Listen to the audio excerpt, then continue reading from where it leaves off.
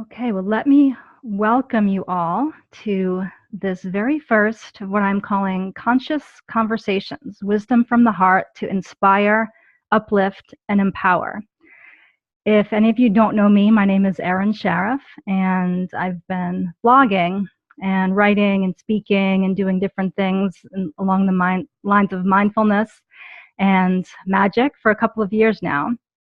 And this is the very first, as I said, of this interview series where I'm bringing other people here to share with you. And I realize that I know a really large amount of extraordinary beings. I'm very blessed in that regard. And I thought it would be really great to get to share them with the world. And I saw this quote the other day that felt like a really perfect introduction to what we're doing here and the intention that I'm setting for this sharing. It's by Timothy Leary. And he says, admit it, you aren't like them. You're not even close. You may occasionally dress yourself up as one of them, watch the same mindless television shows as they do, maybe even eat the same fast food sometimes. But it seems as if the more you try to fit in, the more you feel like an outsider, watching as people go about their automatic existences. For every time you say club passwords like, have a nice day, or the weather's awful today, huh? You yearn inside to say forbidden things like, tell me something that makes you cry. Or what do you think deja vu is about? Face it, you even want to talk to that girl in the elevator. But what if that girl and the balding man who sits in the cubicle next to you at work are all thinking the same thing? What might you learn from them by taking a chance on a conversation with a stranger? Everyone carries a piece of the puzzle. Nobody comes into your life by mere coincidence. Trust your instincts. Do the unexpected. Find the others. Nobody comes into your life by coincidence. Trust your instincts. Do the unexpected. Find the others. And I feel like that is what is called for right now on the planet, as we're in so much turmoil and transition time. At the same time, there are so many people that are forces for good, that are forces for light in the world. And the more we can find each other and come together, and the pockets of us coalesce and get bigger and stronger, that's really going to help the transition happen with more grace and ease. So I'm thrilled to be able to share these extraordinary beings with you. And the first one is here with me today, and her name is Tyffany Howard. And Tyffany, I will tell you that I met Tyffany at a Tibetan New Year's blessing in Sedona some months back. And before I even spoke to Tyffany, we were sitting next to each other, and I could tell just from her energy and her vibration that she was an extraordinary being. And the me from 10 years ago cringes as I say that, because I know it sounds maybe so woo-woo and out there. But I now believe that to be so very true, that what I feel in my body is actually a data point, and it's true. And I'm not living under the tyranny of the quantifiable anymore, where we're taught to only believe what can be proven in a double-blinded, placebo-controlled study and written up with lots of data. So this is a very real data point that I could feel Tyffany's energy and who she was and what she represented in the world. And when I got to finally speak with her, that was proven to be true. So Tyffany has had an amazing life and continues to live an amazing life. She is a lawyer by training and was a prosecutor and ran for judge. And she now is the CEO and founder of something called Love Law. Love Law, I love that name, where she is trying to bring more consciousness back into the legal system to support and foster a conscious evolution of the legal program, to bring more humanity and more dignity into, I would say, probably not just the legal professions, but the whole world. But I think she's starting with what she knows and her former tribe of people. And now Tyffany is an international speaker, motivational speaker, author. She has written 5 books. She is a healer, a lesbian spiritual guide. She's just an all-around astounding human being. I'm probably forgetting some of her accomplishments, so you can please fill in the gaps, Tyffany. But thank you so very much for being here with me today and spreading your light and love. Thank you, Erin. Thank you for having me. You've done a great job. I don't need to add anything. Okay. I'm so happy to be here. Thank you. Thank you so much. So I know there are a lot of people out there in the world that are feeling trapped, and they're feeling stuck in their job because they have bills to pay and families and obligations, and they're feeling like they might love to do what Tyffany is doing, where you only do what you like when you like it, while doing no harm to others. That's the life that you're living. I have seen it in action. So can you talk a little bit about how you made that transition from having a conventional job and a family and in Texas and living a more conventional life to where you are now? How did you start that process? Well, I started the process through depression. Because what I've learned is as we go through these human experiences of pain and under the umbrella of unconsciousness, that from that is the cure to that pain, that from that comes consciousness. So I created an experience of depression and suicidal thoughts and almost suicide to be awakened, to get to this point that I am at right now today. I started becoming depressed for a number of reasons. One of the main reasons is that I'm an idealist. I'm an idealistic lawyer, or was. And I believed in truth and justice and the morality in the system. But my idealism didn't match reality. And when it didn't match reality, I became depressed. I checked out.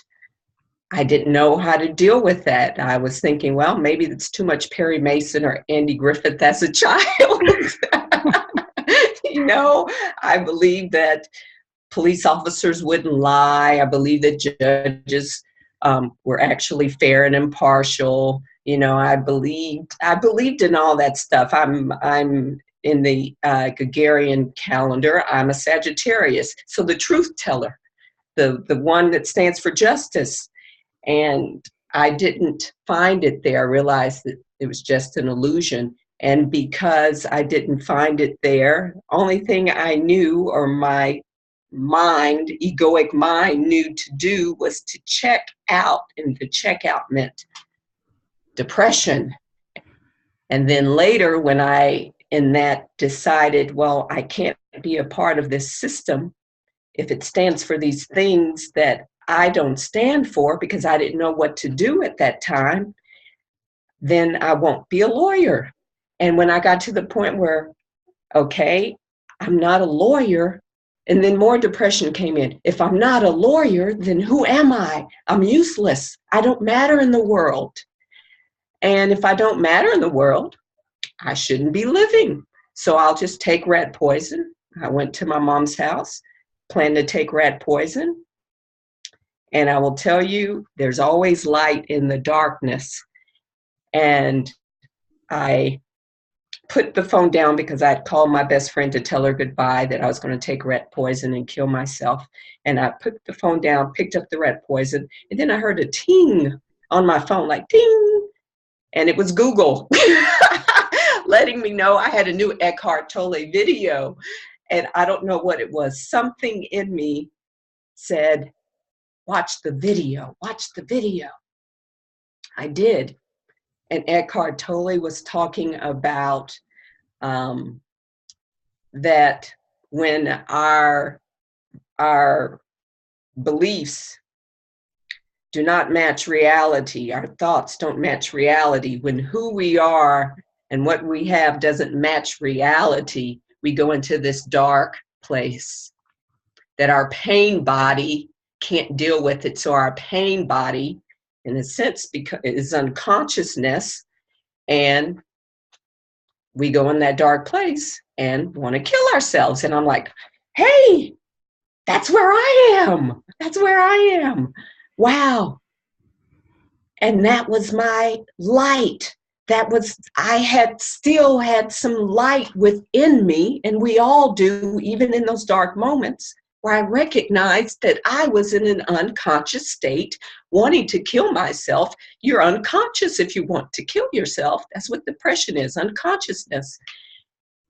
And knowing that, and knowing I don't want to be unconscious, I didn't kill myself. Wow. So that feels like a real moment of synchronicity. Yes. Hearing you tell it. Is that how it felt in that moment?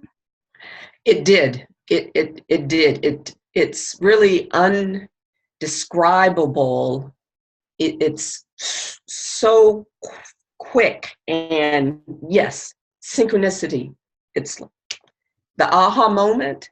You know, some people may go through 6 months, a year, 10 years of trying to shift and get it. But when you get it, it's just like the snap of a finger. Mm. So it was that quick for you?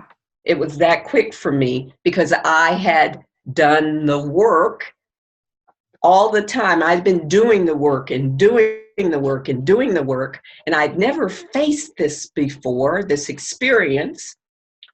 And when I did, luckily, the work actually chimed in.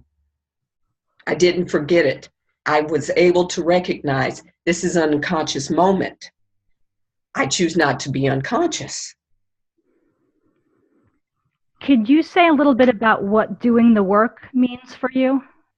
Doing the work. Doing the work means taking responsibility for my own health and healing, holding myself accountable for my choices, my thoughts, my creation of life, meaning my creation of my experiences in this human body, not blaming anyone, holding me accountable, doing the messy things, dealing with the fear, dealing with childhood wounds and the experiences that make me feel uncomfortable, sitting with those and doing the work, not stuffing them or running or hiding.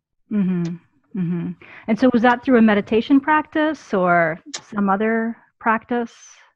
Well, I guess it could have been therapy or any number of things. oh, well, I will tell you, I think from a child, my mother said from the age of 3 that she felt I was in some way connected to consciousness. She called it God, but I use the word consciousness or life or higher intelligence. So I think it was already in me, but I needed guidance to help. And how did I get that? Well, the rat poison incident was in 2015 and 2012. Was my first incident with wanting to take my life. And in that, I got guided to go to the Sedona Mago retreat in Cottonwood, Arizona. And there they taught me about our different bodies, our spiritual body, our energetic body, our physical body, our emotional body, mental body, and that mine were separate. And that's why I was feeling hollow and empty. And we had to put those back together again, align those. And so they taught me breathing meditation, walking meditation, sleeping meditation, eating meditation, and my absolute love, meridian tapping. Mm-hmm. Mm-hmm. Thank you. So you started exploring a lot of different sort of spiritual or mind-body practices all at once, and you found the ones that resonated most deeply with you, and you embraced them and moved forward from that place with the new tool set. That's what I'm hearing you say. Is that? Oh, yes, exactly. There's more than one way. I don't believe that there's only the way. I believe there are numbers of ways. You just find the ones that work for you. And then Yeah. you always upscale, upgrade, meaning you don't get stuck in just one because then it becomes dogma. We're meant to evolve, which means we have to constantly learn and change our ways of thinking.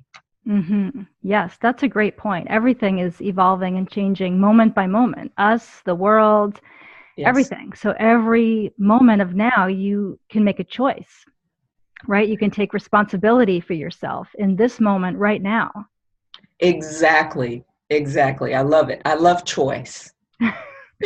Yeah, and I think people, it's easy to get stuck because we're kind of fed that there's one way, there's kind of one conventional definition of success, which went down the path to be a lawyer. That's by many people's conventional definitions a successful path.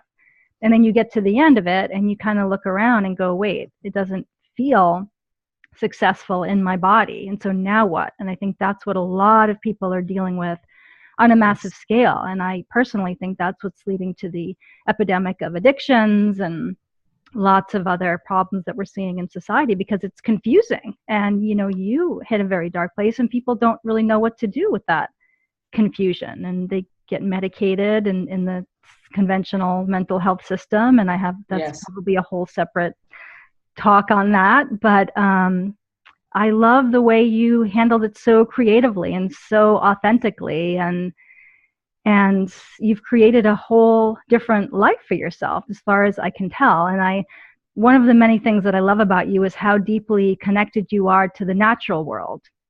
And so could you say a little bit, was that always the case for you, or is that a fairly new evolution?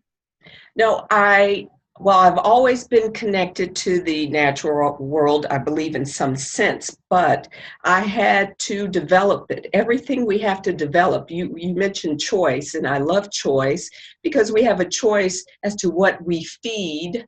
And I like to feed consciousness, all of it. And part of that is the natural world. So I chose to feed that part of myself.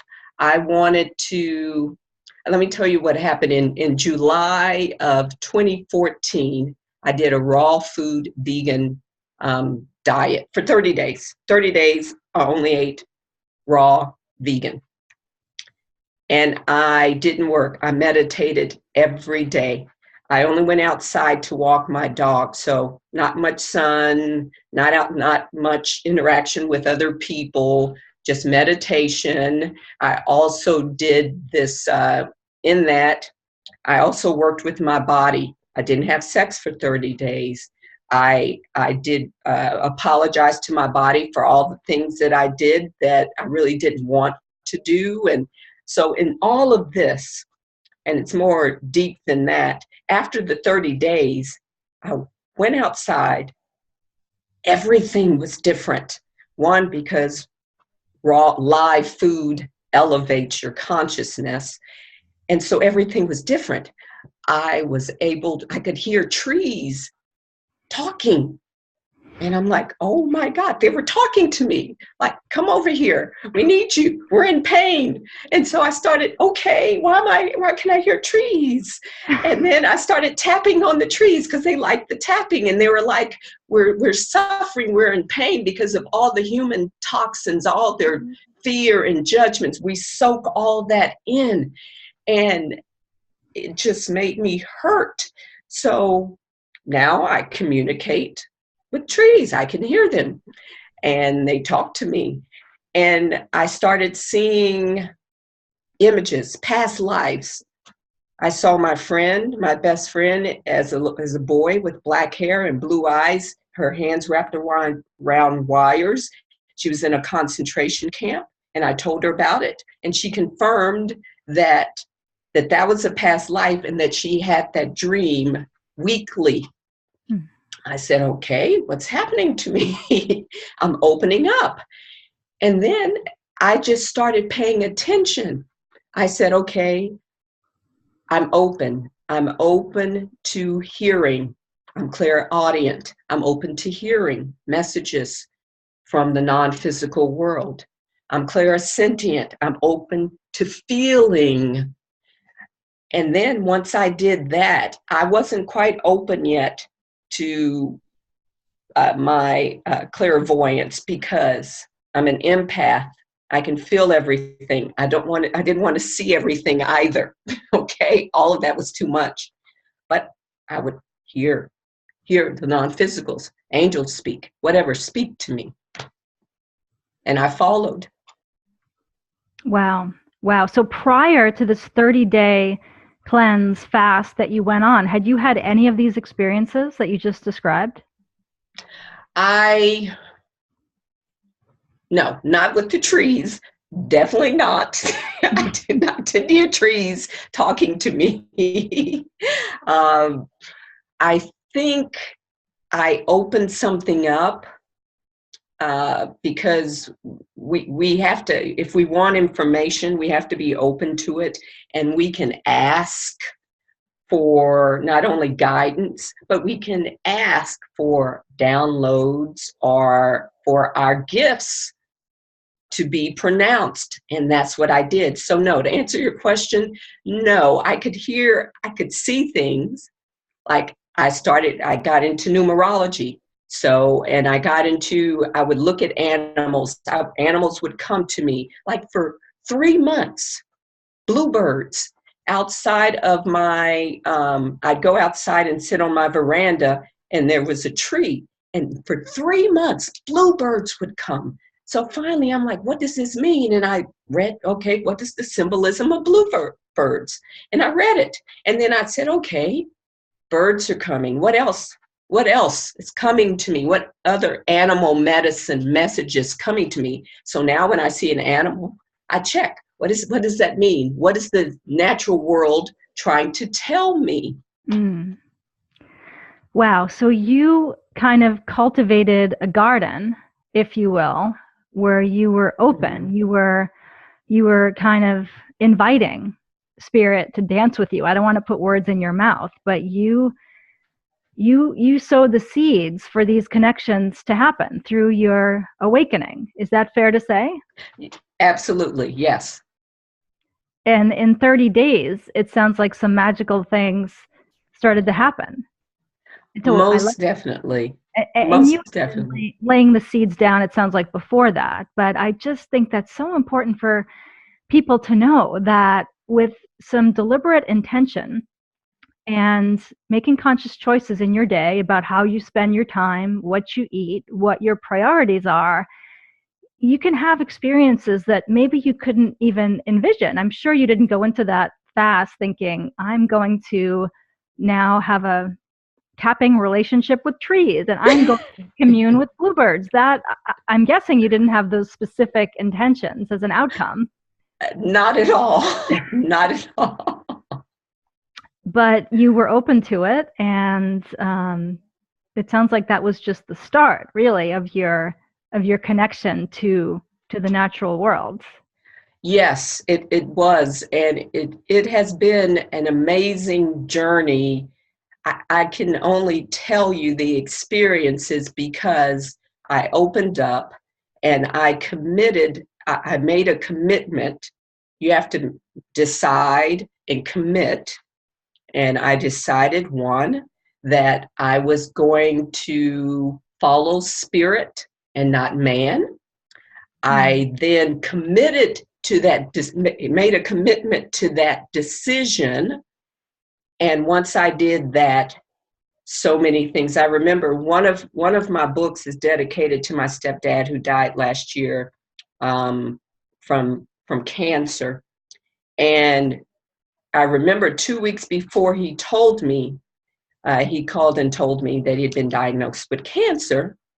One of my guides said, dedicate your death book to your dad. And I said, what do you mean, dedicate my death book to my dad? My dad is not dead. And nothing. 2 weeks later, he calls and he tells me I've been diagnosed. I have 7 brain tumors and cancer, diagnosed with cancer of the kidney and in the lungs. And then, ding, the light went on. Ah, they were warning me Oh. gently Mm. that your dad is going to transition, and Mm. that's why they told me to dedicate my book about the trauma, the death trauma, to my dad. Wow. Wow. So you're now deeply connected to some other unseen forces, if you will. And so Yes. for anyone watching this, listening to this, that would like to cultivate that connection for themselves, what are some specific steps that you recommend? Do you recommend everyone do a 30-day raw vegan fast? Or if people aren't up for that, what are some small steps people can take to kind of move in this direction? Some small steps. No, you don't have to do a 30-day raw food vegan diet. However, life, meaning plant-based foods that are alive, do cultivate the elevation of consciousness. Live body, live food, but you don't have to do that. Um, you have to decide that it's what you really want. Number one, because it's the road less traveled. I chose the road less traveled. I remember Dr. Wayne Dyer giving a talk about being ordinary, and he says that he's extraordinary, and he had chosen to be extraordinary. I've chosen to be extraordinary, and what that means is I will do things that the masses won't do because I choose to be extraordinary. So you have to make that choice. Do you choose to be extraordinary? Which means people will probably criticize you. A lot of fear will come up, and that's part of it because you are going your own path, and society doesn't want you to go your own path. Society wants you to fit right here. So what I did was get in my mind and in my body and in my soul, have them line up and say, we all agree that this is the path we choose to take. And once I did that, every day I would learn something. I would be out in nature. Nature is one of my greatest teachers. I would spend time in nature quietly, silently, and I would tune into my body. What am I feeling? What am I hearing? What am I tasting in my mouth? What am I sensing? All these things to get my body ready. I'd get my mind ready. I would read spiritual material. I would learn breathing exercises and do breathing. Anything that I could learn and get my hands on, I would try it out. Always be quiet. Sit with yourself. I would ask questions when my mind would come up with some silliness and foolishness, destructive thoughts. I would question those thoughts. Okay, are you true? Is this true what I'm thinking? If it's not true, why am I thinking it? Why am I going down that path? Where did it come from? All of this leads back to self-love. Do I love myself enough to be who I was created to be? Dr. Deepak Chopra says that we were born with a blueprint of perfection, and then throughout life, things began to obscure that perfection. I chose to get back to my blueprint of perfection. I love it. And you make it sound, well, you don't really make it sound so simple, because you did talk It's about not simple. the fear and the judgments and all of that. And I'm sure that you have had some loss along the way, and you've had to give up some things. Oh, Aaron, you don't even know. I had to, and I choose not to say give up, but yes, release. Because I believe we choose, whether it's consciously or unconsciously, to release.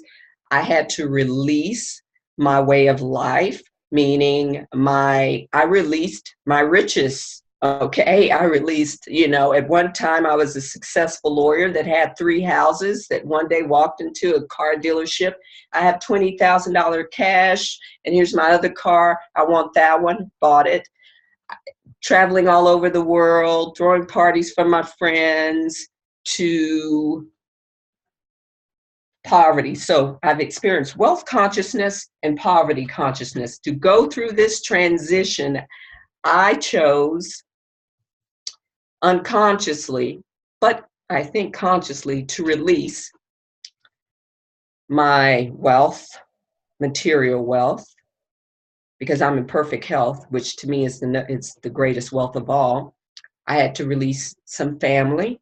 I had to leave my family, friends that did not understand, because your family and friends will want to keep you at that level, at that consciousness level where they are comfortable, because they are fearful that they may lose something. Fear is having the thoughts that you may lose something that you need, or you may not get something that you need. So for me, my fears, usually my number one human need is love and affection. So all my fears surround, will I lose love and affection, or will I not get love and affection because of this? So my wealth, my family, my friends, my way of thinking that was comfortable in the world. You put yourself out there, you're visible. So people who don't understand, they don't understand. And their way of expressing I don't understand is by saying, you are crazy. You are insane. I had family members and people I thought were my friends tell me that, but it was only because they were living in fear and they didn't understand. So I had the compassion and awareness to know it wasn't personal. It was about them. That's so wise, to not take it personally. One of the 4 agreements, right? It's not about you, Yes. it's about Yeah. them. Yeah.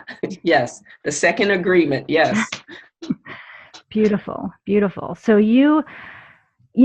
it's a very courageous story that you're telling. And I like that word courage, because the root of it, core, is heart in Latin, right? And so I think a lot of Yes. times we say, oh, that person is so courageous. But really what that means is that they're living from the heart.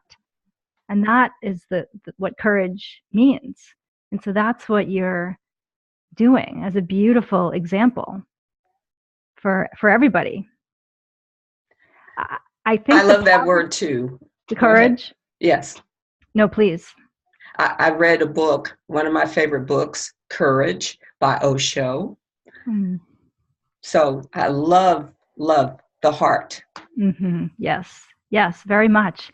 And I think it's another way we've been misled by society, when we are all taught to bow down to the rationality of the thinking mind and all of that, which is wonderful. There's nothing wrong with that. We need that. And it's given a lot to society, obviously. But I think we've done that at the expense of the heart.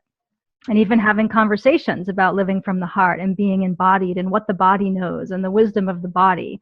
So every time I meet somebody that is living that and living from that way and honoring that wisdom, I'm just so thrilled to hold that person up as an example for all to learn from, because it's a whole nother way of relating to the world. There's so much information there, right? In the body, in the heart.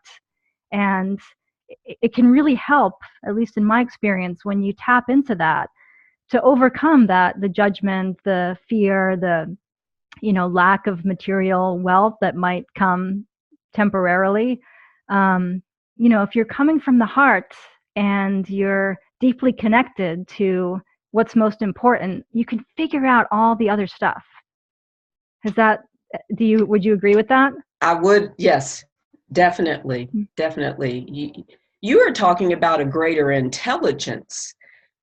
Book intelligence, which we tout as being the all and be all, is limited. Is limited to what you read and learn, what you remember, the person's interpretation that's teaching it, your interpretation, limited. Okay. But intelligence, infinite intelligence that comes from the heart is unlimited. Mm. Why not use and hone your skills for unlimited intelligence? Why not? Indeed, it makes Yeah. perfect sense to me. Yes, yes. And it's so much more fun to live that way, isn't it? I mean, Yes. when you're just deeply connected to everything and you've got messages from bluebirds and trees, and it's Yes. so much more fun. Yes. And people, we're taught not to spend time with ourselves, but I've learned on my journey, my spiritual quest that sent me here. I'm in Arizona now. I left Texas November 15th of 2015, just following spirit, not knowing where I would live, how I would eat, and everything was set up for me. Just like Jesus did. People fed Jesus and he went here and there.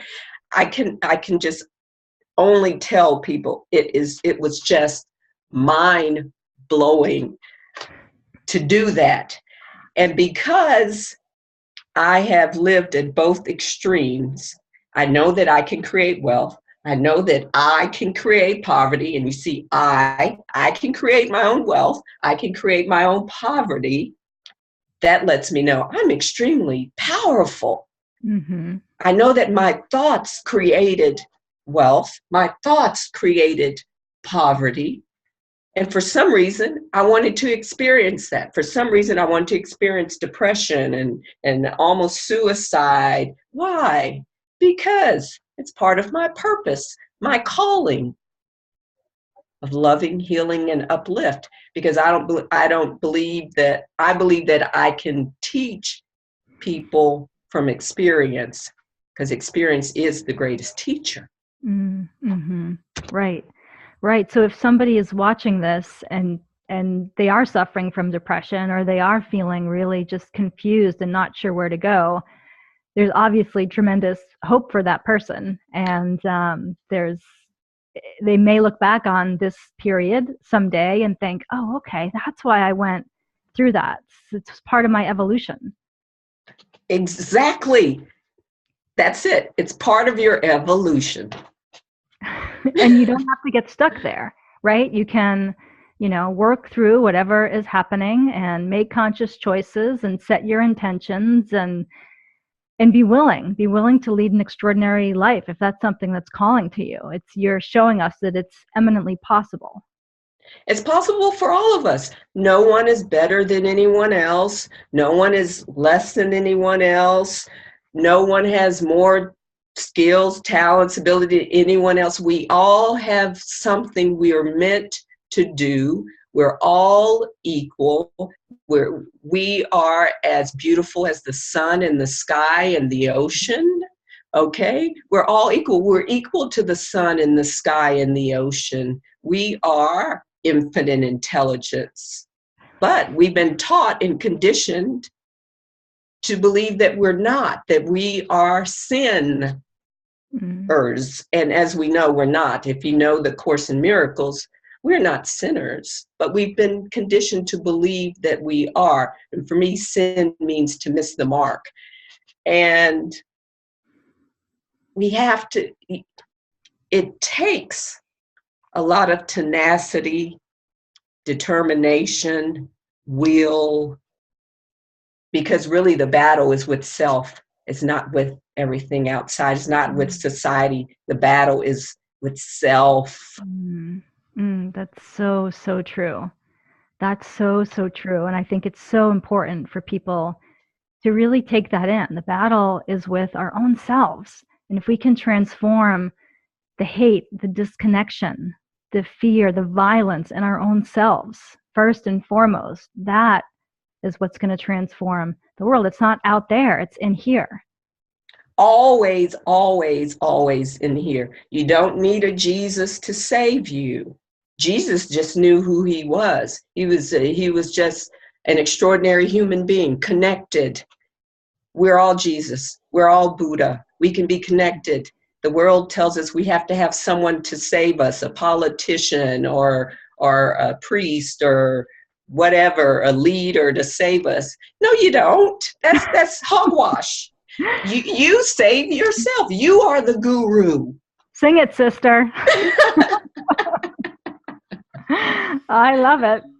And I totally agree with you. Direct revelation. Direct revelation. That's a concept that I'm playing around with now in shamanism. Direct revelation from source, right? To Yes, your own embodied being. Yeah. exactly. But it's goes back again to choice. Are you going to choose to believe that it's within? Are you going to listen to those people out there who don't want you to realize that it's is within? And that's what I decided. I decided, I think, I'm going to love myself, number one, because society doesn't want us to love ourselves. I'm going to love myself. I am going to be the best human being I can be. I'm going to be my higher self. I'm going to do everything that I want in this lifetime because I know that I have my strong feeling that this is my last lifetime. I already know how much longer I have because I believe we decide when we choose to leave our bodies. Like Yogananda, I believe in that. I know when I've chosen to leave my body. I leave it all the time, but still. Anyway, that's another conversation. So I have chosen that I am going to have a blast this lifetime. I'm going to do everything people say can't be done. I'm going to be the perfect example of love on the planet. And I am having a ball. A ball. Yes, it's so great to watch you. And so Tyffany is always up to something. I'm having an art show tonight. My artwork is being exhibited. I'm acting in a play tonight. And so there's always a new adventure. There's always a new way for her to express herself. So she is not just sitting around meditating and talking to trees. She's very much engaged. You're very much engaged with life, with creating, with expressing yourself. And it's so beautiful to watch that and to see where you've come from and where you are now. And I can't Thank you. wait to see where you're going with all of this and all of the people you're going to impact. If you wouldn't mind, Tyffany, because I know this is one thing that we share, and it's one of the ways that I think has allowed me to be more deeply connected to all of this and to feel so supported on my path, because I have had a similar experience of just once I was transitioning from the old way into the new way, that it was like the red carpet was rolled out, and just everything not that I'm a millionaire or rich, but everything I needed was provided at every step of the way. And I feel like how I nourish my body and what I choose to take in and how I have every meal be an offering to the greater good is a big part of my journey and why I feel so connected and supported. And I think you share that sentiment. So I'm wondering if you can say a little bit more about how you nourish yourselves and how that is or is not a part of your journey. Yes. First, let me say, I love to eat. That is one of my passions. And wow, I read this beautifully written, just loving, awesome, I don't know what other adjectives I could use, blog written by this awesome person. Her name is Erin Sharaf. And it was about mindful eating. And I love that you said it so gently and lovingly. Mindful eating. For me, mindful eating is eating a plant-based diet, not eating other live beings. How did I get to that? Because I come from the heart. I have a heart connection with other beings. Most people come from the head, and the head says it's meat. Love that word, just clever word. This is meat. I'll put some salt and pepper on it. It'll taste good. It's protein. Question, question, question. That's from the mind. The heart, for me, says, this is a beautiful creature. And this creature is as important as I am. This creature is me, and I am this creature. We both love. We both are infinite beings. I can't eat. I can't eat this beautiful being because this beautiful being is me. So I come from the heart. And I eat a plant-based diet. One, because as I mentioned, live food for a live body. Okay. And I remember when I was a vegetarian, and then I moved into eating a plant-based diet, mindful eating, veganism, whatever you like to call it, those pointers. Again, don't get attached to the word. They're just words. That's another practice. Don't get attached to the pointers. I went to Bermuda, and I went to an aquarium, and at that time I was still eating fish. I walked to the window of the aquarium, and these fish came up, and they just like looked at me, and I'm like, okay, they're making like real contact with me. And I looked in their eyes, and once we made that contact, I felt their soul, their energy, and I wept. I couldn't eat them anymore. I couldn't. Sorry, I get emotional because I can't. What's the difference between a dog and a cow? Nothing. What's the difference between a cat and a chicken? Nothing. They're all living beings, just like us. They're not less than we are. They're equal. We're all equal. I love myself. I want peace on the planet. There can't be peace if you're murdering for your comfort.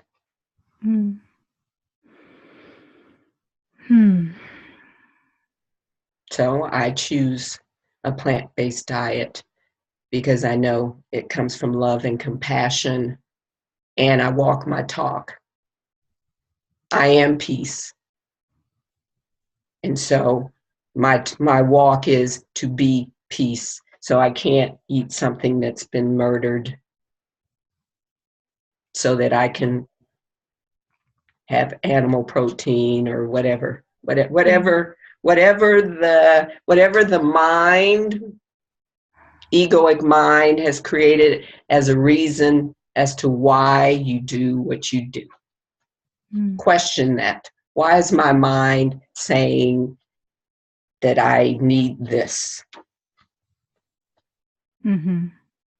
Yes. Yes. Thank you. Such wise words. And so many of the spiritual masters have shared that same sentiment. And I think it's such an important thing to be talking about today, because it's a choice that everybody can make multiple times per day, where they can stand for peace. They can choose peace by virtue of what choices we make. And most people, I think, watching this or listening to this will live in a developed country where we're lucky enough to have so many choices. Yes. That when the heart starts to crack open and you start to feel that connection with everything, it's the only choice that I think makes any sense. I agree. We have the highest dimension or aspect of us, spiritual. Next, emotional, mental, social, physical. The lowest aspect of us is our physical aspect. Physical is kill, eat meat, all our addictions, physical. But as you go up in consciousness and you make the connection, you go from physical to social to mental to emotional to spiritual. Then you make the connection that I am because you are. That I am the universe and the universe is me. I am the trees and the trees are me. I'm the ocean and the ocean is me. You make that connection. That's at the highest level, spiritual. It's like climbing up the chakras, right? From the base up to the crown. Exactly. Yes. I love that. Thank you. Thank you. You're most welcome. Well, you are just so wise and you've so much to offer, and you're just a living proof of what's possible for a human to go from the not only just the conventional world, but actually from the depths of despair to the highest of heights through conscious choosing and conscious living and choosing the kind of life that you want and writing your own rules and making it all work and being supported in all of that. And so thank you so much for sharing your story with the world and with the community. I know it's going to inspire a lot of people. And so how can people find you if they want to connect with you, learn more about you?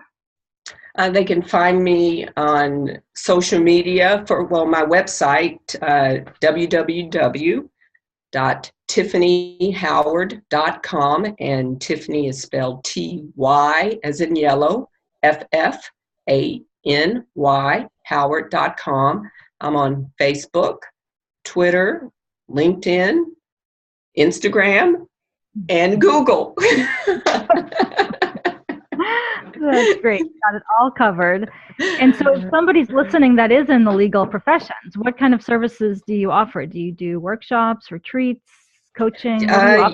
Yes, through my business, Love Law, I do offer retreats, webinars, CLEs, continuing legal education, which involves ethics and mindfulness. They go hand in hand, and they can find those offerings on my website. Beautiful, beautiful. Well, do you have any other parting words, anything that I didn't ask you about or that we didn't touch on that is important to you? The planet is important to me. Each and every being on the planet is important to me. My heart aches because I want people to see that they are great and magnificent and powerful beings if they just move out of their own way. And that's pretty much it. Love yourself. And remember, one of my favorite teachers is Esther Hicks. When she's channeling Abraham Hicks, she had this one talk and she said, speak on purpose, think on purpose, act on purpose. And I would like to add, eat on purpose. That is such a perfect way to end this, Tyffany. You're such a bright light. I so love being connected with you and having the opportunity to share you with everyone. So keep on lighting the path for the rest of us. Thank you for being out there and spending the time. Thank you, Erin. Thank you for your light and for having me. Namaste. Namaste.